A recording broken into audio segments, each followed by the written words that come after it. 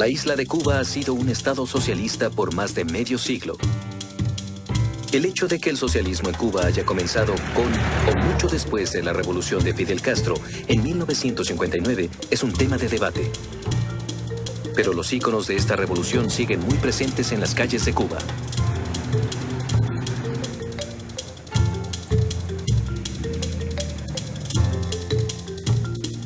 Mientras la crisis sacudía al país, los cubanos a menudo tenían otras preocupaciones más importantes que la postura política de su país.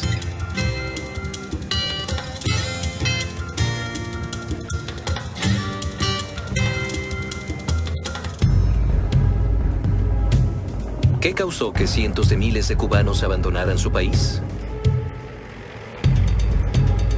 ¿Por qué estuvo el ejército cubano involucrado en las guerras sangrientas en África? ¿Cómo fue que la isla se convirtió en un punto del comercio internacional de drogas? La historia de Cuba está marcada por 500 años de pobreza e insurrección. Pero también por un sueño al cual el pueblo cubano jamás ha renunciado. En Cuba encontrábamos una sociedad plural, como existe en cualquier parte del mundo, donde había liberales, había comunistas, había socialistas, partidos de derecha, partidos de izquierda, una sociedad como toda. Que cuando descubren que se va a implantar en Cuba el comunismo, estamos hablando de comienzos, o ya comienzos avanzados de la Guerra Fría, eso genera toda una reacción que fue reprimida muy fuertemente. Cuba es la isla más grande en el Caribe. Apenas 140 kilómetros la separan de Estados Unidos. Pero en la década de los 60 fue una de las líneas de combate de la Guerra Fría, desde que Cuba se alineó firmemente con la Unión Soviética y sus estados satélite en Europa. Para defender a Cuba y a la misma Unión Soviética, se instalaron misiles nucleares en secreto en la isla en 1962. Pudieron haber acabado con la mayoría de las ciudades estadounidenses en minutos. Mientras que la Unión Soviética veía esos misiles como una forma de autodefensa, Estados Unidos también tenía armas similares cerca de la URSS. Para el presidente estadounidense John Fitzgerald Kennedy, esto era una amenaza inaceptable. El mundo nunca había estado tan cerca de una guerra nuclear. Все мы должны были погибнуть. Это чудо просто случилось. Случилось это чудо только потому, что разум восторжествовал и у Хрущева, и у Кеннеди. La crisis de los misiles en Cuba duró 13 días. 13 días en los que nadie sabía cómo resultarían las cosas. Estados Unidos estableció una cuarentena naval alrededor de Cuba y la Unión Soviética derribó un avión estadounidense. Al final, las negociaciones de Canal de Retorno resolvieron la crisis. La URSS propuso retirar sus misiles de Cuba si Estados Unidos, a cambio, retiraba los suyos de Turquía. El presidente Kennedy accedió. Fidel Castro no. Khrushchev did not trust Castro. He feared that Castro was going to bring the whole world into a nuclear conflict. Las superpotencias llegaron a un acuerdo y eventualmente, con la promesa de copiosos préstamos y cargamentos de armas por parte de la Unión Soviética, Fidel Castro también lo aceptó. Su mano derecha, Ernesto Che Guevara, no estaba de acuerdo.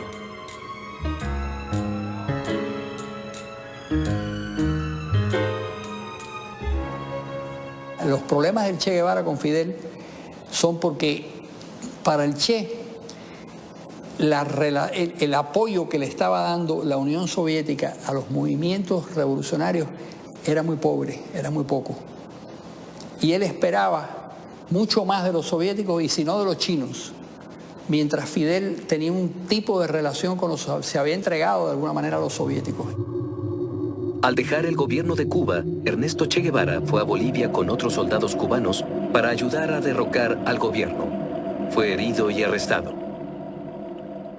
He approached me, we shook hands, and we embraced, and then he stood in attention thinking I was going to be the one to shoot him. Poco tiempo después, Guevara fue ejecutado por un soldado boliviano. El Che se convirtió en un mártir y un mito, un verdadero ícono de la izquierda en todo el mundo, mientras que Castro quedaba libre para gobernar a Cuba sin críticas.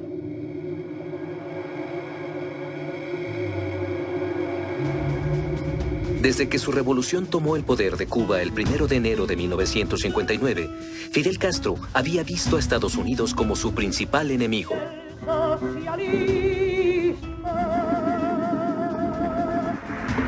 Solo se convirtió en socialista después de la revolución. Quería combatir la pobreza y proveer educación para todos.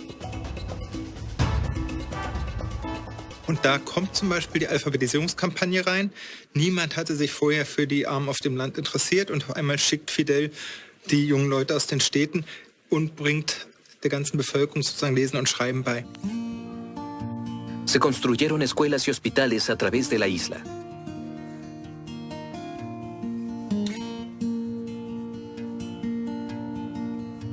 Ya en los primeros años 70 se logró tener servicios sociales completos de salud y educación gratuitos, pero de verdad con cobertura para todo el país.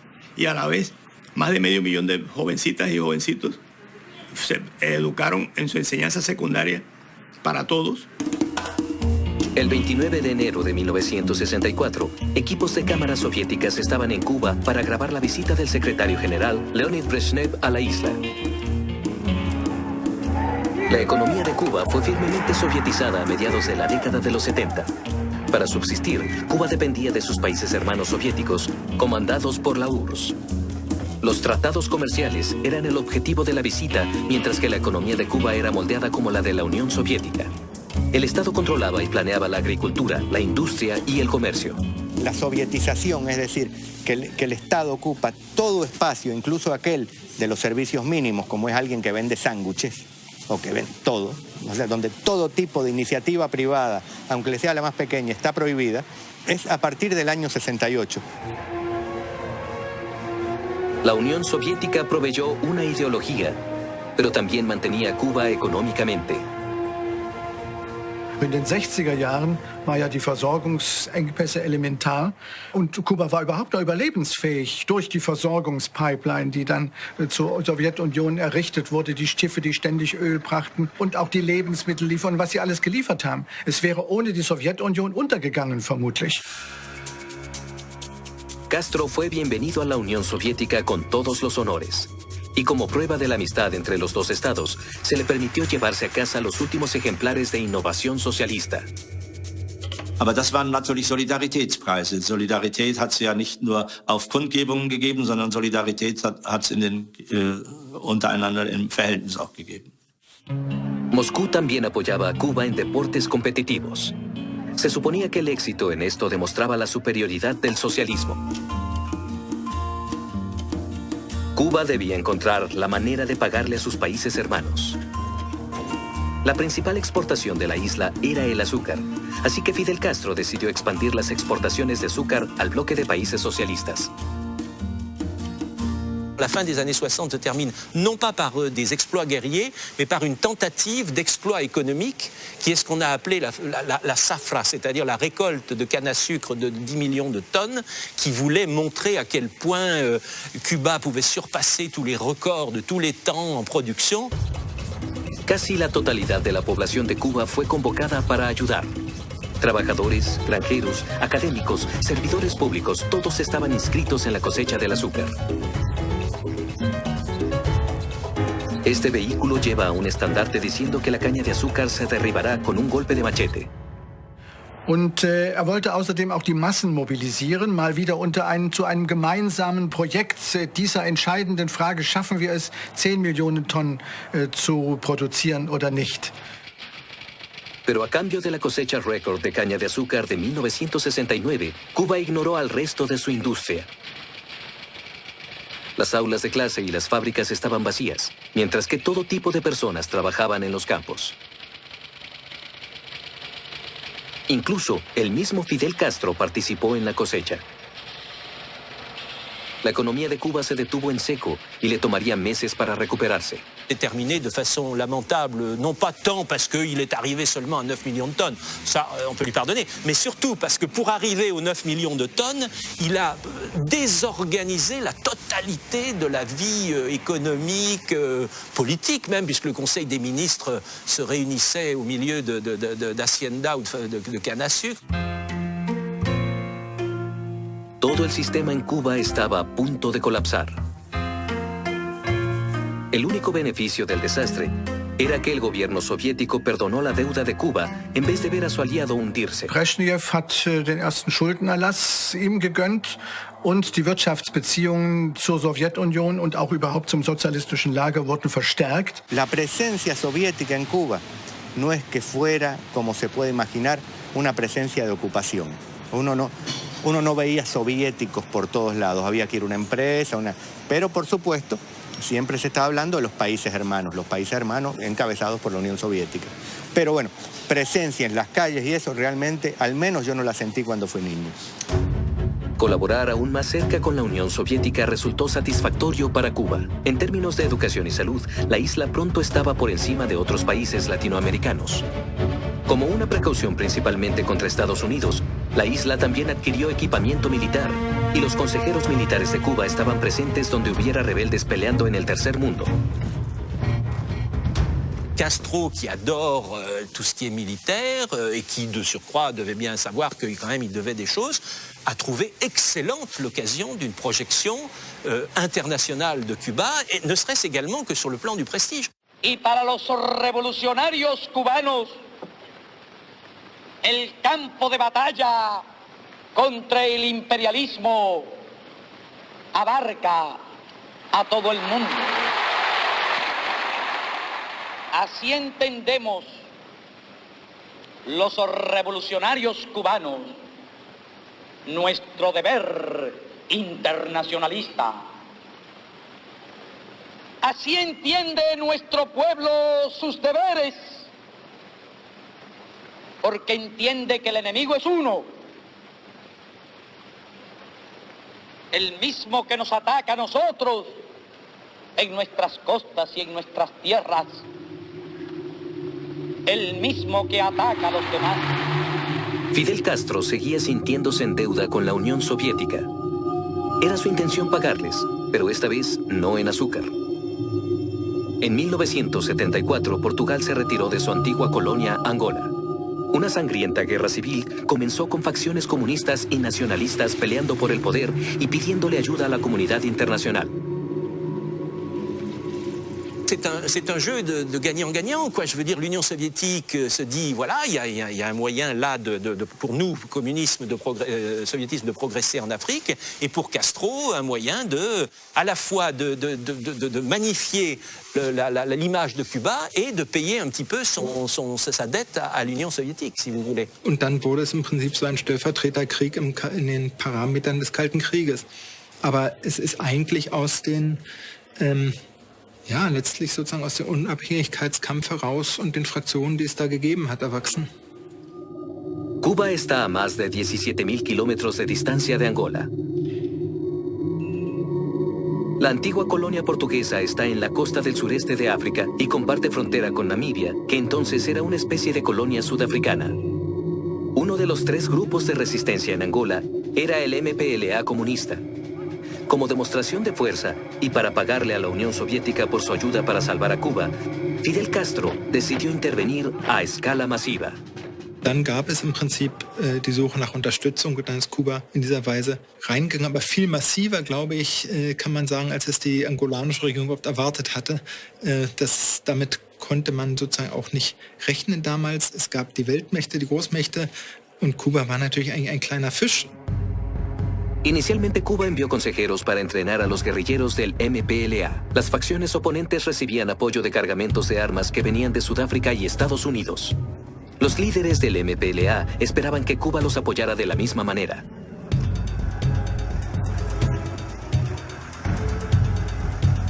El 4 de noviembre de 1975, Fidel Castro envió a 35.000 soldados cubanos a Angola.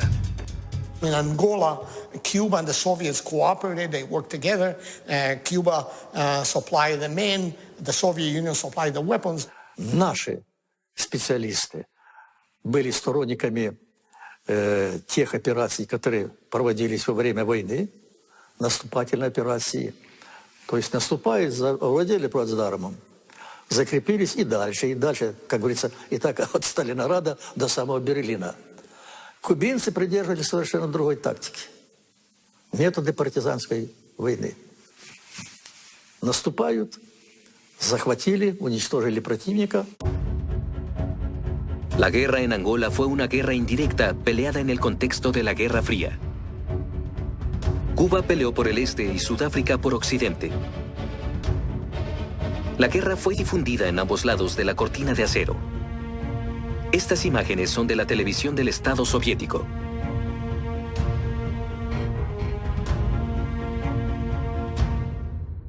Fueron para allá la élite del ejército cubano. Furri, Arnaldo Ochoa, la élite. Y entonces ahí combatieron fuertemente. El general Arnaldo Ochoa era el supremo comandante cubano durante la guerra en Angola. A pesar de las dificultades logísticas de pelear a medio mundo de distancia de su país natal, lideró a las tropas cubanas a victoria tras victoria sobre sus enemigos.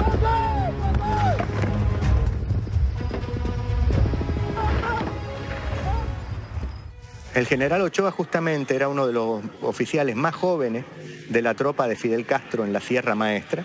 Se destaca como jefe militar siendo muy joven antes del triunfo de Batista. Luego, cuando triunfa la revolución, tiene el grado de comandante, es uno de los comandantes más jóvenes. Luego este mismo oficial pasa a escuela militar en la Unión Soviética y llega a ganarse el respeto de los propios oficiales soviéticos. El éxito del ejército cubano bajo su mando, así como el hecho de que había estado con la revolución desde el principio, le daba mucho peso a su palabra en Cuba. Cuando comenzó a criticar a Fidel Castro por el trato que daba Cuba a sus soldados, la gente prestó mucha atención. El general Ochoa era un hombre extremadamente muy inteligente, muy en el campo militar. Era un estratega de la guerra moderna, con una capacidad militar extraordinaria. Pero el éxito de Ochoa tuvo un precio muy alto. Miles de cubanos murieron en Angola, así como más de 500,000 de civiles.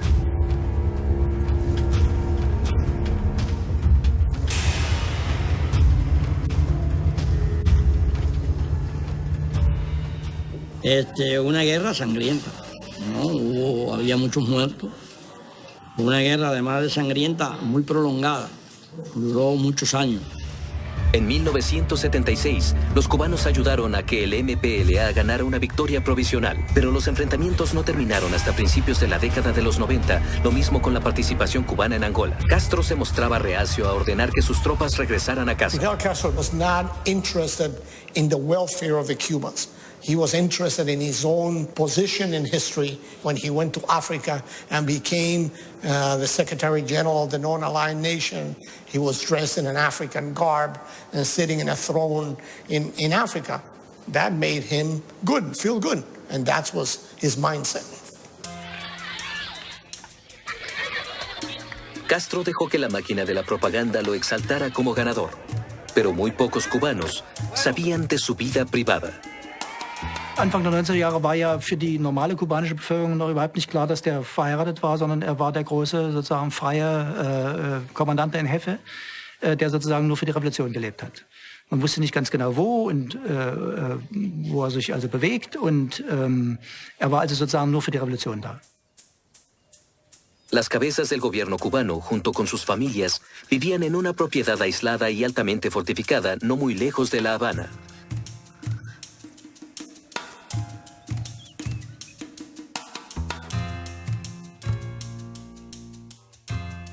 Entonces se puede decir la guarida de Fidel Castro, el punto cero. Ahí Fidel Castro vive con su familia. Es un centro, era un campo de golf que de 2,5 millas cuadradas, 2,5 millas cuadradas, ahí vive el señor Fidel Castro con su esposa Dalia Soto del Valle y sus 5 hijos. Google Earth muestra un esbozo de la propiedad junto con una piscina. El área entera está altamente resguardada. Una fotografía rara muestra a Fidel Castro con su esposa en 2007. Estuvieron casados desde 1980. Ella fue maestra de la misma escuela donde estaban sus hijos y algunos niños, algunos dirigentes y algunos altos oficiales del país. Es una mujer fuerte de carácter. Es una mujer que es la que manda en punto cero. Los líderes cubanos disfrutaban de ciertos privilegios en la isla, pero en la típica forma socialista seguían viviendo de manera bastante modesta. En cuanto a privilegio disfrutado, hay muy poca diferencia entre un hombre de la cúpula de poder y un humilde cubano del pueblo. Las diferencias son dos ruedas. Los cubanos de pueblo andan en una bicicleta y los cubanos del poder andan en un Lada o en un carro bastante, dentro de todo lo posible, un auto humilde. Cuba es conocida por su curiosa mezcla de autos americanos antiguos y los construidos en el bloque del este. Pero Fidel Castro escogió algo un poco más extravagante: un Mercedes. Fidel por años tuvo un Mercedes-Benz, un 280 SE, un auto que puede ser muy lujoso, pero si lo ponemos en el punto de vista, yo lo monté su auto varias veces, pues no era un auto con grandes lujos, era un auto normal, de hecho medio roto por los fusiles de los escoltas, poniéndolos, los rayaban, no sé cuánto, no era un auto con grandes lujos. Su gran disfrute no son los bienes materiales, aunque los puede gozar de ellos, pero no es ese el gran disfrute de él. Su gran placer es ser el centro del universo. Es interesante la manera en que él se relaciona con las personas. Lo que Fidel busca es, de alguna manera, subyugar a las personas que están con él, convencerlas de su genialidad, impresionarlas con su memoria y con una cantidad de información absurda. Mientras que su jefe de Estado vivía una vida modesta pero bien protegida, la situación para muchos otros cubanos era más grave. El número de personas que querían irse crecía constantemente. Muchos contactaban a la misión diplomática de Estados Unidos en la isla, que había sido provisionalmente reabierta en 1971. Se llamaba la sección de intereses estadounidenses en la embajada suiza.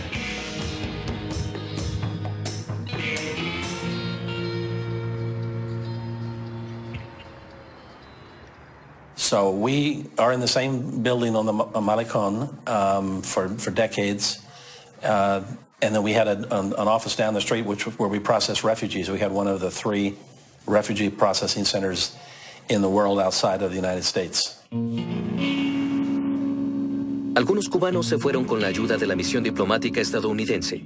Otros escogieron maneras más peligrosas como cruzar el océano. Año con año, miles de cubanos dejaban su país natal para ir a Estados Unidos. La vieja expresión de que en las dictaduras la gente vota con los pies, largándose de los lugares. Fue muy interesante porque a finales del año 79, Fidel creía que estaba en la cúspide de la gloria. Y en abril del 80 se produjo todo el descalabro. Había realmente un rechazo muy grande al sistema. Problemas de abastecimiento, la falta de bienes de consumo y a veces hasta de comida, así como restricciones de viaje animaban a la gente joven a irse. Querían irse a Estados Unidos o a Europa. En abril de 1980, la presión se desbordó cuando el régimen restringió las formas legales para que los cubanos salieran de la isla. Und dann gab es später wieder auch Phasen, wo es eingeschränkt worden ist, wo über Jahre das nur noch ein Tröpfeln war. Und dann gab es im Prinzip vor allem 1980 diese Massenexodus über den Hafen von Mariel. El 1 de abril de 1980, un grupo de cubanos estrelló su autobús en una cerca de la embajada peruana y pidió asilo. El personal de la embajada peruana se rehusó a entregarlos a las autoridades cubanas.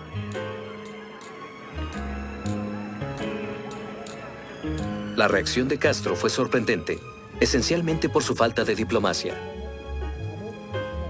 Removió a los guardias de alrededor de la embajada y animó a todos los que quisieran irse de Cuba a probar su suerte con los peruanos. En Mariel empezó porque la embajada empezó a darle asilo a todo el que venía. Y Fidel, en una de esas cosas que él hace, pues le quitó la escolta, la guardia, a la embajada, y enseguida en un día hubo 10.000 metidos ahí adentro. Entonces, bueno, y eso era un escándalo. Entonces, ¿cómo resolvió eso? Bueno, ¿se quieren ir? Váyanse. Oiga, los de Miami, vengan a buscarlo. Todo aquel que quería irse tenía que ir a la playa de Mariel, al oeste de La Habana, y ser transferido a Cayo Hueso, el punto más al sur de Estados Unidos. Los exiliados cubanos en Florida organizaron los primeros transbordadores para los refugiados. Entre abril y octubre de 1980, los barcos trabajaron sin parar para abastecer a la oleada humana. A los que se han exilado, que les aproveche su sociedad de consumo y su ciudadanía norteamericana después de haber abandonado a su patria. Y a los que quisieran marcharse, que si no pueden marcharse no es por culpa nuestra, sino por culpa del gobierno de Estados Unidos que no quiere admitirlo allí. Nosotros no les prohibimos, salga nadie del país. Al contrario, puertas abiertas. 27 refugiados murieron, la mayoría ahogados después de caer por la borda. Más de 100.000 llegaron sanos y salvos a Estados Unidos y obtuvieron permisos de trabajo. Pero el gobierno cubano también tenía sus propios planes. La idea fue de inundar a Miami con vaciar las cárceles cubanas y muchos de los manicomios cubanos y mandárselos aquí a Miami que resolvieran. ¿No querían irse? Bueno, ahí están. La administración estadounidense arrestó a todos los refugiados sospechosos y revisó antecedentes penales. De las 130.000 personas que fueron a los Estados Unidos, probablemente entre 10 y 20.000 eran criminales asesinos que sacaron de las cárceles, locos, gente desajustada, es decir, un porcentaje, quizás el 10% del éxodo completo de María, que era mucha gente. Unos 2.500 cubanos pasaron hasta 15 años en prisiones estadounidenses antes de que Cuba accediera a su repatriación.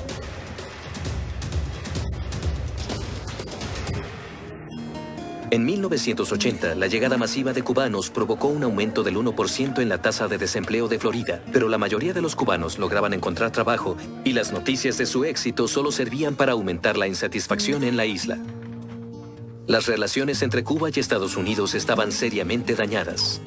Luego, al final de la década de los 80, un nuevo conflicto hizo las cosas aún peores. Agentes de narcóticos estadounidenses afirmaban que grandes cantidades de cocaína estaban entrando a Estados Unidos desde Cuba. Cuba has been involved in narco trafficking for a long time, and there's more than plenty of records of their participation in it.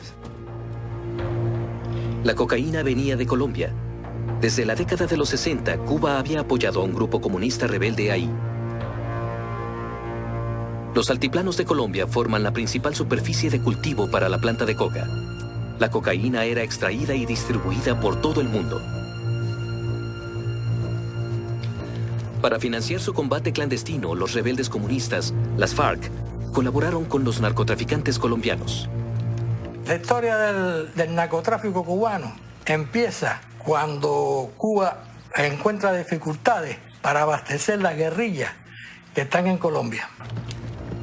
Cuba ha apoyado a grupos guerrilleros colombianos desde 1960 y algunos de estos grupos desde la década de los 70 cooperan con narcotraficantes para financiar sus actividades. Entonces, uno de los oficiales de Cuba se le ocurre, bueno, ¿y por qué yo no hablo con los drogueros, los traficantes de drogas, para que ellos me ayuden a subir la logística a la guerrilla y bajar a los guerrilleros que van a entrenarse a Cuba? Fidel aprueba eso. Armas, sobre todo las ametralladoras, eran llevadas de contrabando a Colombia. Los narcotraficantes colombianos transportaban armas para las guerrillas, mientras que ellos cuidaban las plantaciones y laboratorios de coca. Empieza eso a funcionar, pero Fidel le añade, a cambio de eso, de que los traficantes hacían eso, podían usar el agua territorial de Cuba. Y ahí es cuando los aviones tiraban las cosas que flotaban, y entonces venía la lancha, las recogían y se las llevaban. Sí. Pero Fidel exige entonces el 10%, que le paguen el 10% de toda tráfico ese. Los agentes estadounidenses interrogaron a pequeños contrabandistas capturados. Esto evidenció que Cuba y el gobierno cubano estaban involucrados en el tráfico de cocaína.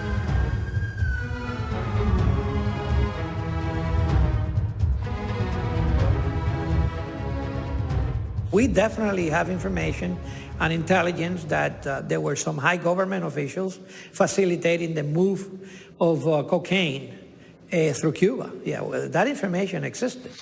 I personally participated with a group of a task force from the United States. I was already retired, where they had information. There was a brother of a Cuban general here in Miami. They caught him with, 100 tons of cocaine or something like that.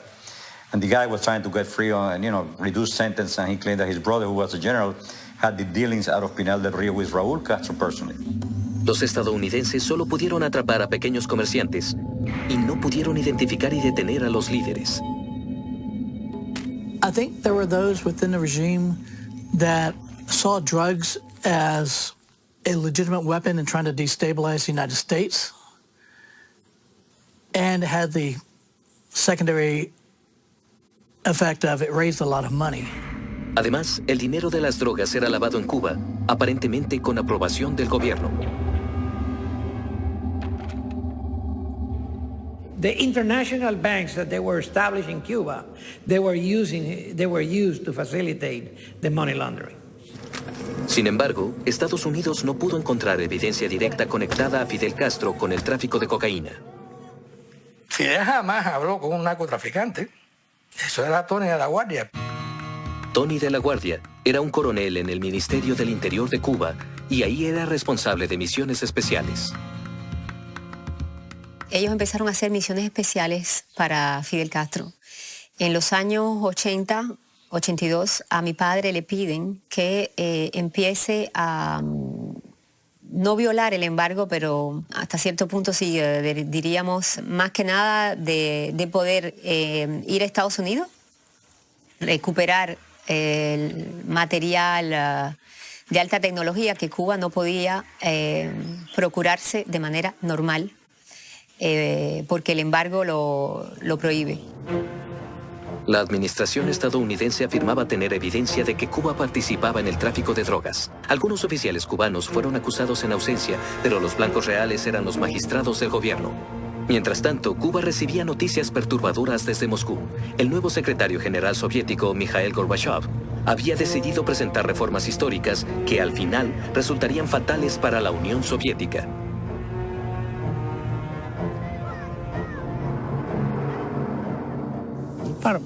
Относился так же, как мы с вами относились. Вот первое время я думал, что он хорошее дело делает. Значит, демократия, что вот мы там оздоровим обстановку в стране.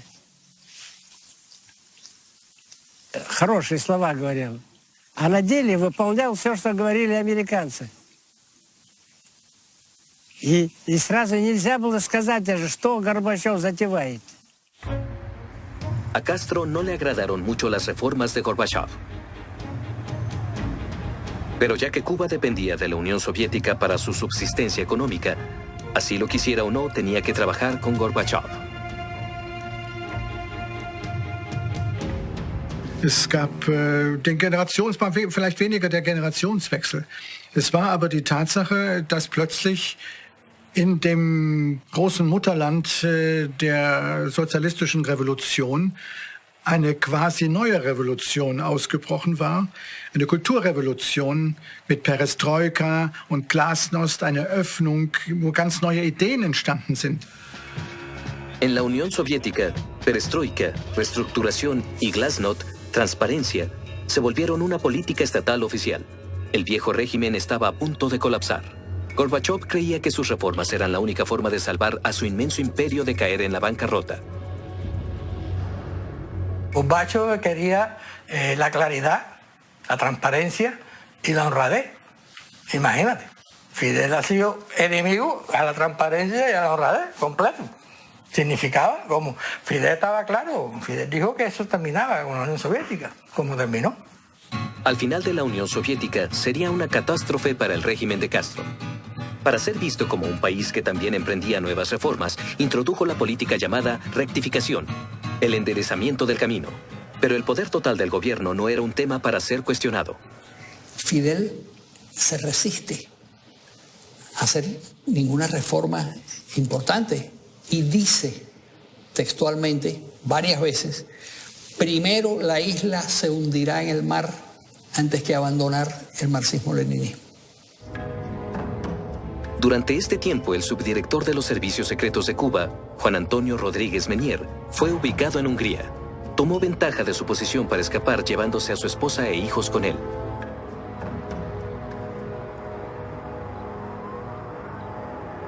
Yo voy a esperar yo con 52 años.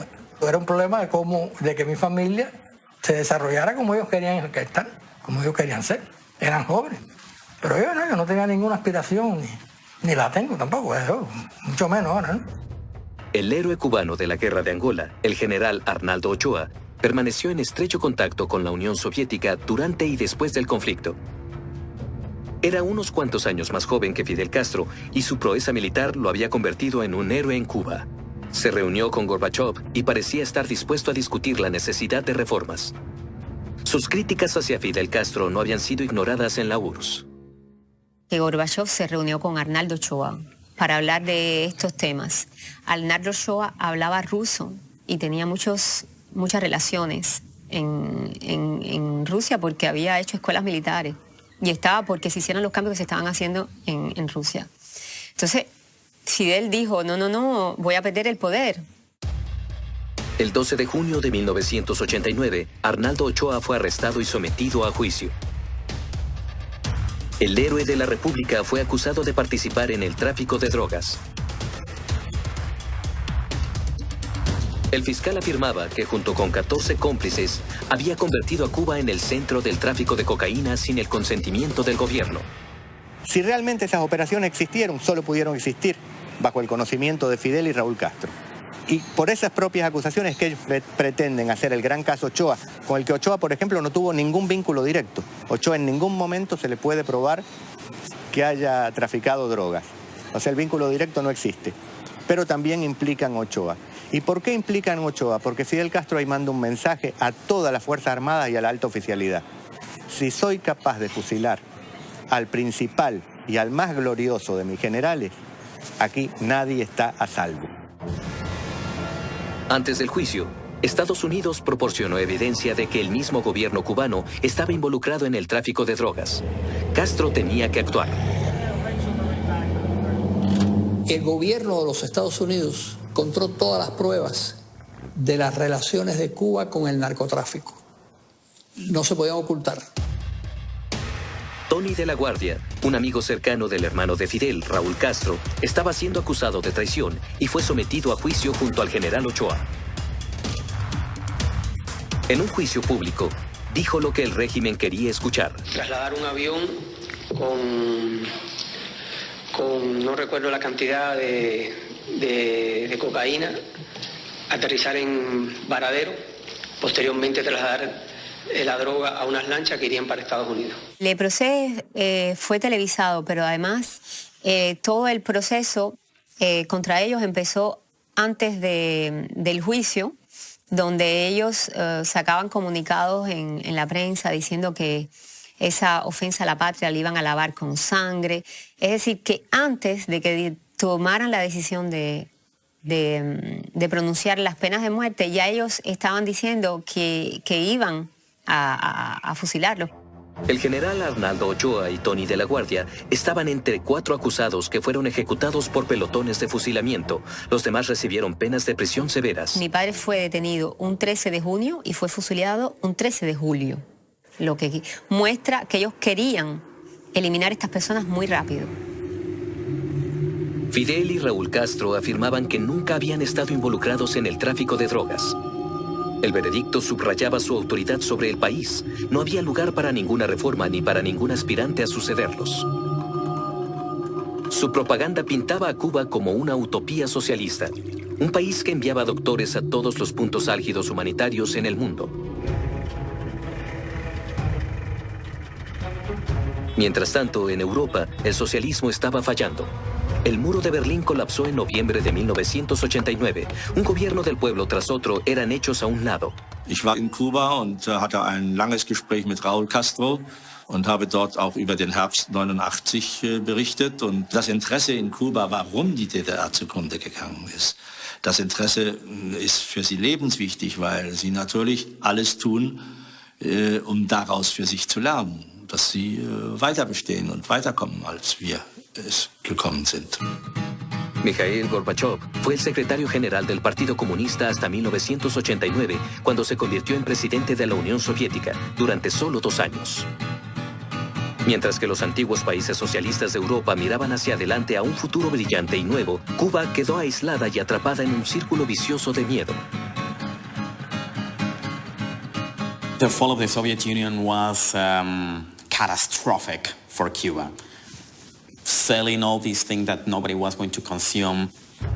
En 1991, la Unión Soviética se separó y Boris Yeltsin reemplazó a Mikhail Gorbachev como presidente de Rusia. Enfrentando una economía en bancarrota, Yeltsin frenó la ayuda financiera y material al resto de los antiguos aliados socialistas de Rusia. La economía de Cuba, así como su ejército, estaban en serias dificultades. If there was a crisis in the Soviet Union, it was going to impact Cuba because Cuba was dependent at that time on the Soviet Union for its economic lifeline, about $5 billion a year of economic support, and another $1 billion a year of military support. 1990 hat mich eine bundesdeutsche Zeitung gebeten, einen Artikel zu Kuba zu schreiben, wie es da weitergeht. Und den habe ich geschrieben und das Fazit war, Cuba lässt sich nicht in die Knie zwingen. La isla se sometió a una de las crisis más serias de su historia. La electricidad, el carbón, el gas y el petróleo, así como las necesidades más básicas, fueron racionadas. Las personas acumulaban comida, temiendo la escasez y la hambruna. En las ciudades más grandes, empezaron a criar animales y a plantar vegetales solo para tener que comer. Und nun begann Ende der 80er bis Ende der 90er Jahre eine Phase der Unabhängigkeit, aber in einer derart katastrophalen Versorgungslage, dass es wirklich Hunger gegeben hat in der Bevölkerung, weil einfach die Insel nicht in der Lage war, die Regierung nicht in der Lage war, die eigenen Leute ohne fremde Hilfe zu versorgen. Como antes de los días de la revolución, Cuba otra vez intentó financiarse a través del turismo. Se construyeron o modernizaron complejos hoteleros y las playas tropicales de la isla se restauraron. Llegaron europeos y canadienses a la isla y traían consigo divisas fuertes.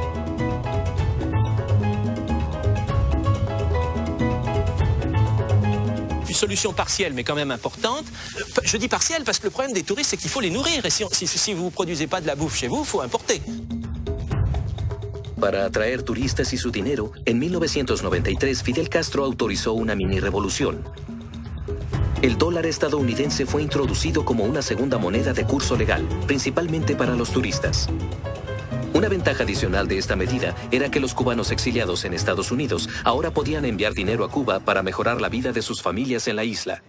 Die Zulassung des US-Dollars war eine Notmaßnahme 1993 auf dem Tiefpunkt der Krise, letztlich um das Überleben zu sichern, um die Überweisung der Verwandten aus dem Exil zu bekommen als neue Devisenquelle. Und das ist richtig viel Geld, muss man sagen. Das wird auf 2 Milliarden US-Dollar im Jahr geschätzt. Das ist weit mehr als Tabak und Zucker zusammen für die Insel erbringen. Los dólares eran bienvenidos, pero los ciudadanos de Estados Unidos solo podían llegar a Cuba a través de otros países.